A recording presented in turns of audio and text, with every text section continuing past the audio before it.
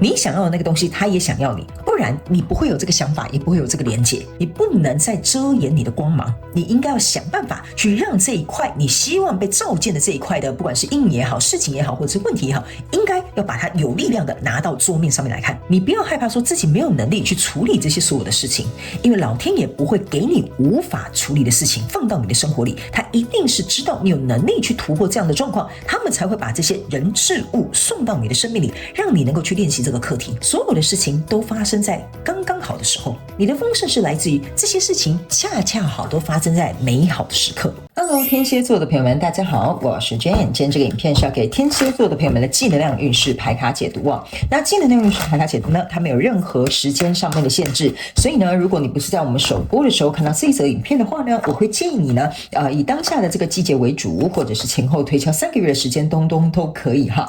影片下方资讯栏有详细的影片使用说明。那当然，我也相信什么时候看见就是最适合你的时间，所以呢，你也可以不用拘泥这个时间点，好吗 ？OK， 好，那我们今天呢，在开场的同时呢，要来跟大家说明有关于技能量运势牌卡解读的整体架构跟流程了。首先呢，我们技能量运势牌卡解读有分为上下半场。那上半场的部分呢，我们会来解说有关于各个月份的能量场的现状跟一个轮廓哈。那呢，接着我们会来说明有关于各个月份能量场的这些气场哈，可能会带来什么样的变动。接着呢，我们会来跟大家分享有关于本季外在所发生的这些事件呢，是你哪些内在能量的写照。OK 哈，那接着我们就会进入到这个下半场的延伸牌卡解读啦。那在下半场的延伸牌卡解读呢，我们要很精彩的来跟大家分析，用宇宙验证牌卡来验证上半场呢，我要告诉你的这些轮廓。我们来看看一些细节、症结点，或者是可能会发生的事件。接着在第二个部分呢，我们会来跟大家分享有关于在这个季度的过程当中，你有哪些面向呢是需要清醒过来的哈，然后呢哪些面向是需要放手的哈，或者是需要释放的。那在第三个部分呢，我们会来跟大家分析有关于在这一个季度每个月份呢，你有哪些需要学习跟具备的力量可以灵活运用，以及在第四个部分我们会来分享有关于在这一季每个月份你有哪些自我定义需要做重新调整跟更新的哈。最后呢，就会进入到大家最喜欢的天使跟宇宙传讯的部分啦。那我们会来听看看天使跟宇宙有什么样的讯息，希望透过传讯者我来告诉天蝎座的朋友们好吗？好，那以上呢稍微先跟大家讲完这个整体架构跟流程之后，我们来跟新朋友解释一下哈。等一下呢，我在解这个技能量运势牌卡解读的时候，我会讲第一个月跟第二个月跟第3个月，并不代表是今年的1、2、3月份。那当然刚好可能你在看这个影片的时候是当下的今年的1、2、3月份也没有关系。但是我要跟你表达就是，等一下我在解牌的过程当中呢，这是代表首月哈，这一季的首月、次月跟末月。好吧 ，OK 哈，因为每一次都还是会有人问啊，所以我就干脆在这个准备要进入这个技能量运势牌卡解读之前，再跟大家说明一下 ，OK。好，那就请这个天蝎座的朋友们给我一点时间，让我去感受你能量场上面的呈现跟细节哦，请稍后哦。Hello， 大家好，我是 Jane， 非常欢迎大家来到我的频道收看我的影片。为了提供给大家更多丰富精彩的内容，在今年我成立了思维手术室社群，想要邀请你一起来灵活运用妈妈生给我们的大脑。那在社群里，我将会带领大家一起练习思维改写，并且提升自我认知，让你在面对生活当中的挑战有更强大的底气以及过人的应变能力。只要点击影片下方的资讯栏，就会看到思维手术室的社群连结以及入群步骤的说明影片。那接下来就让我们一起来看今天精彩的影片内容吧。OK， 行，我觉得天蝎座的朋友们，我先跟你讲一个很特殊的能量哈。我在刚刚好，其实在刚刚洗这个牌的时候哈，我鼻子就非常非常的痒。非常非常痒，我在刚刚准备要录你的影片之前都没有这个反应哈，但是我进入到你的能量场的时候，我鼻子就非常的痒 ，OK， 所以我觉得呢，在这个季度的过程当中哈，某部分天蝎座的朋友们哈，如果呢你最近有可能在人际上面，人际关系上面可能有一点误会啦，或者是有一些状况发生呢，我觉得这个部分你可能要稍微自己小心一点点 ，OK 哈，然后呢还有要稍微懂得看一下情势哈，因为我不知道为什么我这个鼻子很痒会让我联想到说你要懂得看一下脸色，看这个状况的情势 ，OK 哈。可能会减少一些没有必要的误会跟冲突，好不好？好，那整个季度呢，我个人会感觉哈，天蝎座的朋友们，你要准备去创造一个你自己新的世界了。但是呢，这个过程并不简单。为什么会这样说呢？原因是因为哈，我觉得中间呢可能会经历一些包含分裂然后还有一些就是你必须要能够去斩断的，要去处理的事情呢，要先处理好。那在这个季度的季末也就是第3个月之后，我觉得呢，这个新的开始，或者这个是事情解决，或者是比如说你想要有一个新的什么样的方向呢？我觉得会比较明朗。但是呢，我个人会感觉在这一季再往下走1-2个月会更清楚。好吧，好，那接下来我们来看一下这个整体的一些概括。首先，在这一季的首月也就是第1个月我们看到的是你抽到的是钱币10，还有这个世界牌卡以及这个恶魔牌卡那这3张牌卡在你第1个月份能量场给我有一种感觉，就是说呢，这个是原本很完整的一个钱币10，这边呢是一个命运之轮，这边是一个恶魔牌卡。那新来的朋友们，我先跟你说明一下如果你要来到我的频道，我们要灵活运用妈妈生给我们的大脑，你要试着去把这个带入到你现在要对应的这个交所相关状况、人事物、事件、梦想或目标，甚至是关系，还有这个投资项目。OK， 我可以尽可能举例，但是我没有办法符合每个人的状况。OK， 然后呢，这里呢，我先举一个就是婚姻跟婚姻有关的，好不好那你们自己去带入，因为我觉得这样你们可能比较容易了解这个钱币10呢，你就当做假装你现在是一个结婚的人或者是你在一段关系当中，或者是你跟这个公司目前处的就是这个钱币10很完整的样子。OK 所以呢，我觉得在第1个月份的过程当中呢，虽然这个状况是很完整的，然后呢，但是你可以注意看这是一张恶魔恶魔就代表这一个一男一女是被捆绑在这里的，象征有点像说，比如说你签给公司的合约可能就是有一个卖身契或者是比如说你在一个婚约里面，或者是你在跟一个合伙人的这个合作合约里面都可以那不一定要有约定，但是这个是有一个关键要点是把你们2个人绑在一起的。OK， 例如说像我刚刚讲的举例，就是你结婚嘛，那你就有婚约，所以这个东西你就必须要绑在一起。但是我为什么会跟你讲这会有一个新世界的来临，还有可能要做一个切割或者是做一个权衡的原因，就是在这里。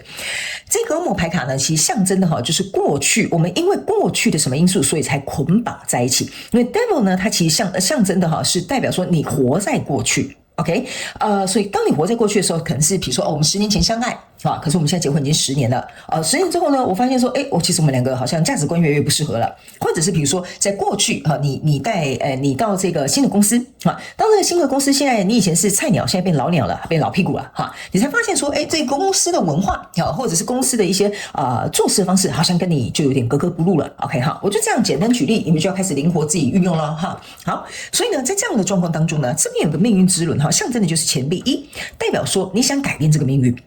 我想改变这个状况。 OK 所以呢虽然我们现在目前呢中间有一个东西被捆绑，但是这个改变机会来了这个不是单单说只有你想改变，还有一点是这个是命运推动你去改变，有点像说过去的这些旧的这些你们相处的模式信念习惯思想或者是你们在处理的一些方法都没有用了。OK， 命运之轮象征的就是要更新的一个动作，所以呢，这个跟你交手相关状况人数呢，在过去可能有一些什么样的因素把你们捆绑在一起，但是来到这里已经有一个命运推动你们要做改变的安排。OK 好，那接下来呢，我们来到第2个月第2个月呢，你抽到这个是权杖3、宝剑侍者跟这个宝剑侍者或骑士都可以然后还有这个是宝剑5OK 对不起新来的朋友们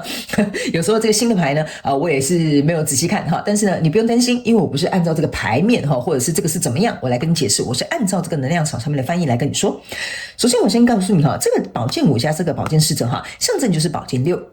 那宝剑6呢，其实象征的就是说呢，我们要往一个比较好的方向去，但是因为这2张牌卡它不是一个完整的宝剑6，意思就是说中间我们要先经历一些冲突，或者是中间我们要先经历一些选择，或中间我们要去做一些决定，所以这2个人才会把宝剑拿起来。还有一件事你注意看这2个人一个是拿2支宝剑，一个人是拿1支宝剑，加起来是3支宝剑。OK， 所以象征的意思就是说3支宝剑就是只要这个命运开始推动跟改变，其中有一个人一定会受伤。OK 受伤不是说你真的会流血那种受伤比如说心理的受伤或感情的受挫，或比如说心理的这种期望落空都有可能，你们自己去填空。OK， 所以象征就是说好，当我们2个人呢都把这个宝剑拿起来我们正在互相对抗的过程当中，一定会有一个人是会受伤的。然后呢，但是我必须要讲比如说这是2个人这边是其中有一个人他手上还有一个宝剑1，象征的意思是说呢，他之所以为什么他想要有这个改变，原因是因为他想要有一个新的开始。他不想再处在一个别无选择，或比如说要留在这个现场哈，看命运的推动哈，或者是比如说呢，他只能受别人控制哈。这个人呢哈，这边有2个人哈，这个人他是希望我就是很确定了，我要有个新的开始，比如说我就是要跟你离婚哈，比如说我就是要跟你这个拆伙哈，比如说我就是不打算在这间公司上班了 ，OK 哈。所以这2个人手上拿宝剑，象征的就是你们正在针锋相对，在第2个月应该是会出现的。权杖3呢也象征的意思就是说我们要去推动一个新的开始啊，而且我们已经决定好我们想要去一个方向，所以你的右手才会拿着一个权杖，你背后会有2个权杖啊，背后有2个权杖象征的意思就是说呢，你们以前可能是共同怎么样共同还有在一个共识上面哈，就还在同一艘船上，但是权杖3呢如果是用右手拿，象征就是说没有，我们现在已经发现这个状况已经不适合了。OK， 所以我觉得第2个月的轮廓比较有点像是说该把这个就是台面下的东西翻出来的我们会翻出来了该直白的去说的我们就会直白去说了我们现在为了新的开始所以说实在我也没有什么还害怕搞得很难看的。OK 好，我觉得这边的能量场是有点像这样子的OK， 所以呢，来到未来能量场，你抽到的是钱币骑士，然后钱币使者，然后还有这个太阳牌卡，还有这个权杖2 OK 好，所以我才会告诉你在未来第3个月的时候呢，我个人会感觉这件事情呢应该会有一个新的开端，就比如说我们在这边酝酿，我们已经知道不对了，来这边我们来争吵，我们来争取，或者是我们就来做一个切割。来到第3个月的时候呢，你注意看你手上捧的这一个就是这个命运之轮我经历了这2个月，到第3个月终于这个命运终于回到我手中了就是我手中想要去送的一个新世界，就是这个太阳牌卡终于回到我手中了。比如说回到你手中，有可能是你的自由，有可能是你的这个财务状况，或者是有可能是你恢复单身都可以你们就自己去想象一下什么叫做这个你手上新的世界，你想要的，然后很开心跟快乐的。那来到这里，我刚刚就有跟你讲其中有一个人一定会受伤。那刚刚为什么我要特别跟你讲这个权杖3这2个权杖是在你后面的原因，就是因为你注意看这个人也是手上拿一个世界你有没有发现你们2个人是手上拿一个世界，但是一个人在落泪 OK 一个人是很开心跟快乐，因为你看他整个背景都是这个黄色的太阳的光，代表说耶我争取了我好棒这件事情终于有一个好的结果。但对于另外一个人来说，其实是有一点难受的。OK 所以呢，这个权杖2呢，你可以注意看，我刚为什么要特别跟你讲有些时候新来的朋友们，你要了解我为什么我用字遣词有点不太一样。OK， 这个人是用右手拿权杖，这个人是用左手拿权杖，他没有跟你解释他们的状况不一样。右手拿权杖的那一个人呢，象征就是我就是要争取，我就是要这个结果，反正我可能就是要跟你离婚，我就是要拆伙，我就是不想要再继续公司上班了。这个左手拿权杖的人，象征是有点像是这个人去让这个人只能接受这个结果。OK， 然后呢，他只能手上拿着原本的这个世界，也就是原本的这个这个命运之轮原本的这个世界。所以呢，你去想权杖3跟权杖2加起来是权杖5，权杖5就代表说我们在一番斗争跟冲突之后，我们没有走上权杖6，就是说我们2个不会一起再走到一个更好的未来了。OK， 因为其中有一个人会觉得这个未来我可能蓝图里面没有你，或者是我其实早就看你有点不是很顺眼或者是我很生气 OK 所以呢，这就是为什么一个人打了胜仗，一个人只能接受这样子的结果。OK 好，所以呢，这边我们还要特别提醒这个权杖2的这个代表型的这个人物后面有做一个小丑。OK 我个人会感觉这个人他之所以为什么会愿意接受到第3个月，甚至是往下一季的第1个月，为什么他会接受这个决定，或者是就让这件事情这样子，不管是和不和解，或者是怎么样去处理后面这个小丑给我有一种感觉，意思就是说呢，这个要演也演不下去了，所以这个人他有点心知肚明就是说我们要再互相演很相爱那个名存实亡的那种婚姻不法度啦那这个小丑就有点代表说呢，想演不下去了，因为我们2个人可能就是不适合一起工作，不适合一起谈一场恋爱，或不适合进行这一场合作。OK 好，所以我觉得这个是有点在讲你们2个人之间的一些状态跟心理的想法，还有准备做的决定。好，那这边呢是一个简单的轮廓，我们等一下到下半场延伸牌卡解读的时候，我们用宇宙验证牌卡来验证可能会发生哪些事件或者是有哪些症结点或哪些细节，我们下半场延伸牌卡解读再来分析，好不好？那接下来我们先来看，在这个季度过程中，每个月份的这个能量这个气场会带来什么样的变动首先呢，这一张是一个5号牌，来我数给你看他们叫我马上数给你看1、2、3、4、5、6、7、8、9、10、11，这边呢总共有11个，算是我们就讲它是小球球，好不好 ？OK 好，他们说呢，你去看这个树中间竟然挖一个洞，中间呢总共有11个钱币，11个钱币是什么？就是你在第1个月，你有没有发现我刚刚为什么前面要跟你讲这个也是一个钱币的原因，就是要告诉你不同副的牌卡，宇宙会来验证我要传递给你的讯息，所以呢。这个就是为什么我们会跟你说5号牌就是象征的是一个变动的牌卡，这个原本稳固的地基，它要接受这个命运直接要推动了。好，这个是有点像是老天爷命中注定要推动的一件事情。但是我们要给你看的一件事情就是说，这个推动、这个改变、这个分离或这个切割或这个决定是为了要怎么讲，让牵涉在其中的所有人事物都可以受惠。原因是因为你注意看这边有个彩虹桥这个象征的意思就是说呢，这个命运的推动这个非常大的树这个树是一个根基，就跟这个钱币石一样就这个根基必须要经历过一个改变因为下过雨后才会有彩虹，所以这个彩虹一定是在下过雨啦，或者是刮过风之后啦，它才会出现的。所以它贯穿在这个11个钱币的意思就是说呢，这个你原本很稳定的东西即将要迎来一场可能是暴风雨，或者是雷雨交加，或者是一个要改变更新革新的一个状态。OK 所以第一个月份的能量场呢，是一定会去动摇到你这个根基的。某部分极小众的这个天蝎座的朋友们你们公司的一些人事调动应该会蛮明显的，你可以稍微去看一下比如说大改组比如说削减掉一半的人员，比如说有这个新的空降部队或者是换掉所有的什么什么主管我不知道为什么这边有一个这种很大的变动的这个感觉，好吧所以呢，这个月份的气场呢，他们有提醒天蝎座的朋友们，不管你的状况是什么，一定都会来了一个更好的改变。这个改变有的人是舒服的，有的人是不舒服的，所以你可能稍微要有点心理准备，好吧所以这个气场带来的就是改变，5号牌卡 OK。 那接下来呢，来到第2个月份，这些气场会带来什么样的改变呢？这个有一点像是一个殿堂就像一个玻璃教堂一样，你要从这边走过去，这边有一个喷水池 OK。 这张牌卡呢，其实是要告诉这个天蝎座的朋友们讲你们注意看这个殿堂它整个是透明的，象征的意思就是说呢，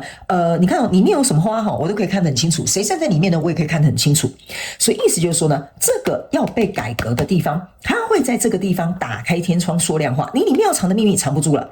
你里面要偷鸡摸狗的事情会浮出来了你里面2个人就是各自安好的那种状态就是明明下面底下都烂掉了这个时候也会被掀起来，也都会被看得明明白白。所以这就是为什么这个殿堂是玻璃的，就是说没有任何东西可以再继续用你们觉得认为的方式去隐藏、去掩饰、去蒙蔽自己。OK 所以这张牌卡就是要告诉你，所有的事情在这个月份的能量场，第2个月份气场要带来变动，就是所有的事情要透明化，要公开化，然后要能够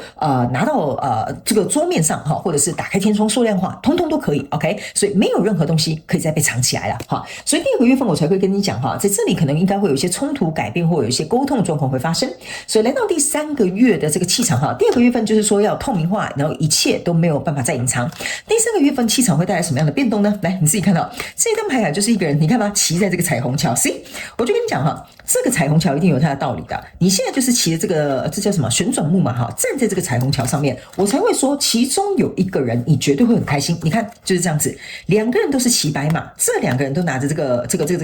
权杖他们都非常的开心在这里 OK。 所以我才会跟你说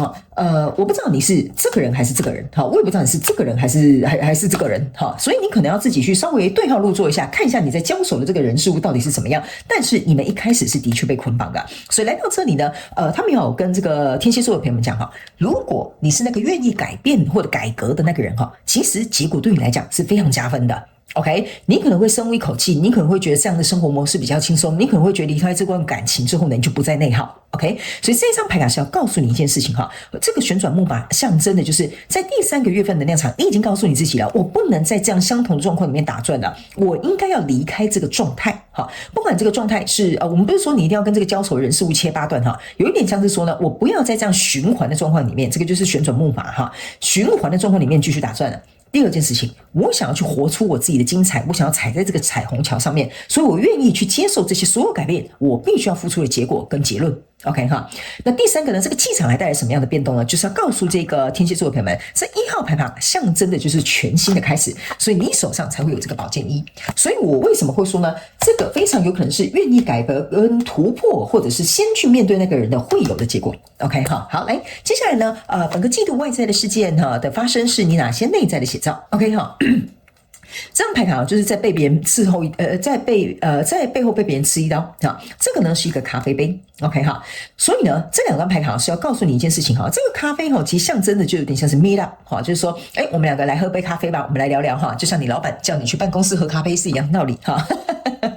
所以这个咖啡杯哈，比较有点像说呢，已经来到了一个我们觉得就是没有办法在不好好聊聊或不好好谈谈的一个状况。